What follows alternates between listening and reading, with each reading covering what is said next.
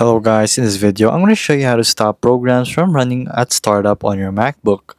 So here it's pretty simple. So this works on all Mac OS. So here all you have to do is go to your system settings. So system settings. From there I want you to go to the search bar, and from the search bar just type in login. So it will redirect you to the login items and extensions right here. And then here you can see a list here in the top at opening at login. So this will reduce the impact of your RAM.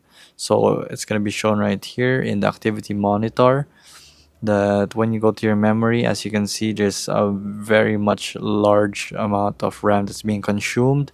So all you have to do is add it right here or subtract. So just select an item right here that what you would like to remove, and then press the minus button, and then everything will be gone.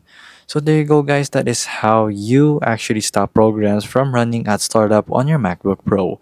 So if this video was helpful, please hit the like button and don't forget to subscribe.